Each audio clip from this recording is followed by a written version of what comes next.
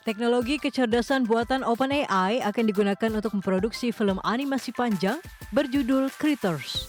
Film ini berfokus pada sekelompok makhluk hutan yang memulai petualangan setelah desa mereka diganggu oleh seorang pendatang misterius.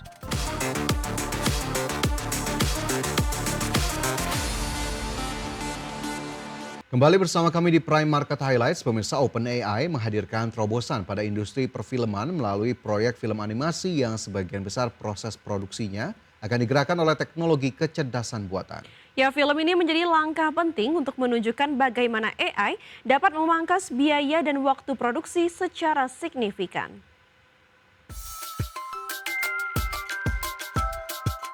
Teknologi kecerdasan buatan OpenAI akan digunakan untuk memproduksi film animasi panjang berjudul Critters. Film ini berfokus pada sekelompok makhluk hutan yang memulai petualangan setelah desa mereka diganggu oleh seorang pendatang misterius. Proyek ini merupakan gagasan Chad Nelson, spesialis kreatif di OpenAI, yang mulai merancang karakter film tersebut 3 tahun lalu menggunakan DALL-E, alat pembuat gambar berbasis AI.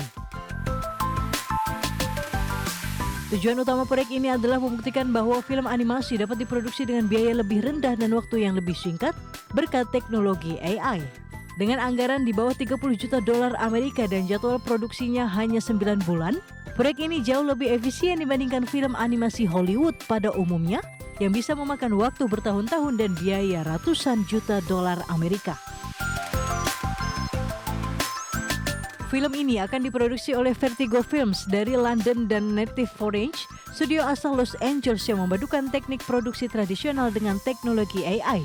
Tim kreatif akan melibatkan aktor manusia sebagai pengisi suara, sementara seniman akan membuat sketsa awal yang kemudian diproses menggunakan alat AI seperti GPT dan DALL-E. Naskah film ini ditulis oleh penulis yang juga menggarap film Paddington in Peru.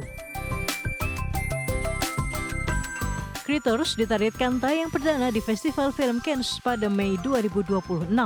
Namun kehadiran AI dalam proyek ini juga memicu kekhawatiran di industri film, terutama terkait perlindungan hak pekerja kreatif dan sengketa hak cipta yang terus berkembang di era teknologi baru. Berbagai sumber IDX Channel.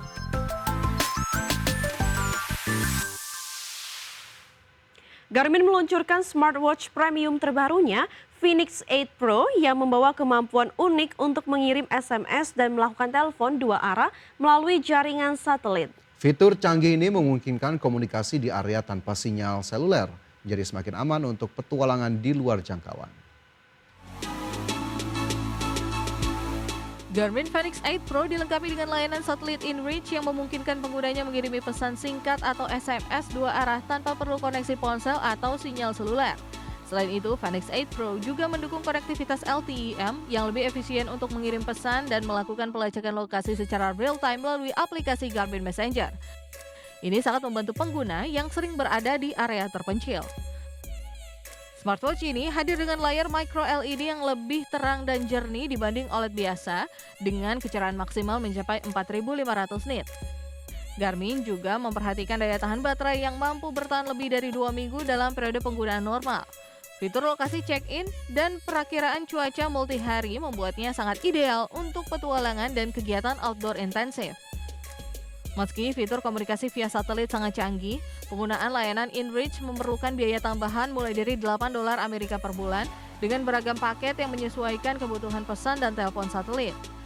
Fitur ini terintegrasi dengan aplikasi Garmin Messenger yang dapat digunakan oleh pengguna non-Garmin untuk berkomunikasi dengan pemilik Fenix 8 Pro, memperluas jangkauan komunikasi antar pengguna.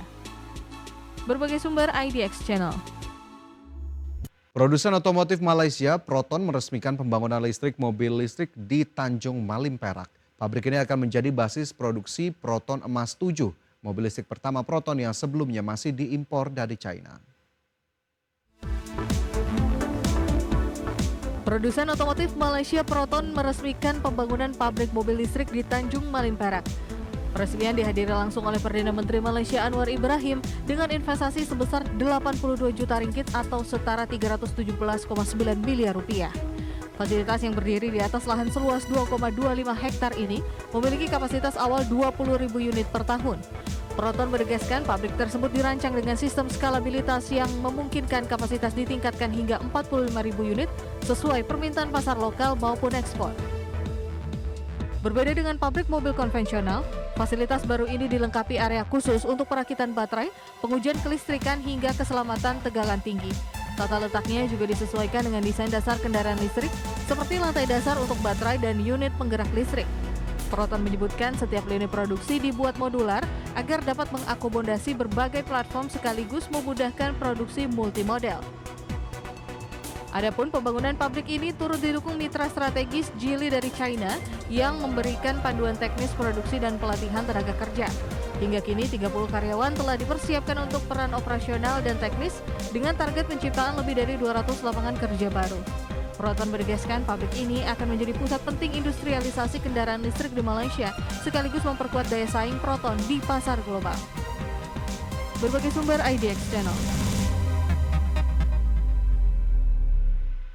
Pemirsa, ekonomi Jepang tercatat tumbuh 2,2% di kuartal 2 2025 lalu. Adapun saat ini perekonomian Jepang dihadapkan pada ketidakpastian politik pasca pengunduran Perdana Menteri Shigeru Ishiba dan pemberlakuan tarif resiprokal. Pemerintah Jepang hari ini melaporkan angka revisi perekonomian sepanjang kuartal 2 2025 yang tercatat tumbuh sebesar 2,2% secara tahunan. Angka revisi ini lebih tinggi dibandingkan dengan pembacaan awal pemerintah untuk periode April hingga Juni 2025. Angka revisi pertumbuhan ekonomi sebesar 2,2% di kuartal 2 2025 melampaui perkiraan median ekonom dan pembacaan awal pertumbuhan yang sebesar 1%. Sementara itu, secara kuartalan, produk domestik bruto Jepang tumbuh 0,5% atau sedikit lebih tinggi dari perkiraan median dan estimasi awal yang mencatat kenaikan 0,3% secara kuartalan. Meskipun perekonomian Jepang tetap dalam kondisi yang relatif baik, namun meningkatnya ketidakpastian politik dapat mempersulit pembuatan kebijakan dalam beberapa bulan mendatang. Khususnya pasca Perdana Menteri Shigeru Ishiba mengumumkan pengunduran diri pada hari Minggu kemarin. Pasca lengsernya Ishiba, pemerintah Jepang kini fokus pada pertumbuhan ekonomi kuartal 3 2025, di mana pada periode ini, perekonomian Jepang akan berfokus pada dampak penerapan tarif resiprokal oleh pemerintahan Presiden Amerika Serikat Donald Trump. Berbagai sumber IDX Channel.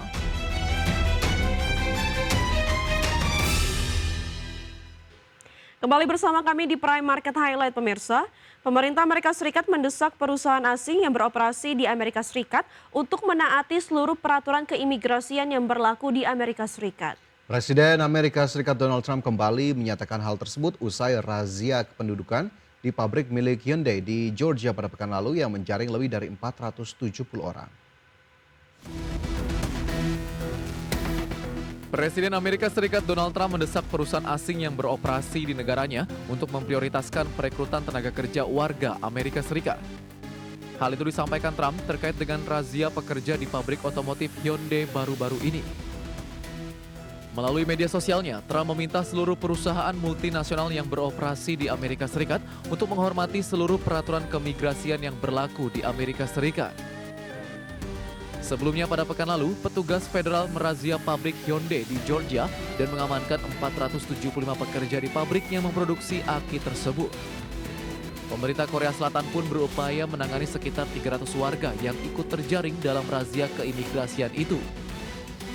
Peristiwa ini terjadi dalam periode kurang dari 2 pekan setelah Presiden Lee Jae-myung bertemu Presiden Donald Trump di Washington, di mana dalam pertemuan itu juga disepakati rencana perusahaan-perusahaan asal Korea untuk menanamkan investasi ratusan miliar dolar di Amerika Serikat. Berbagai sumber IDX Channel.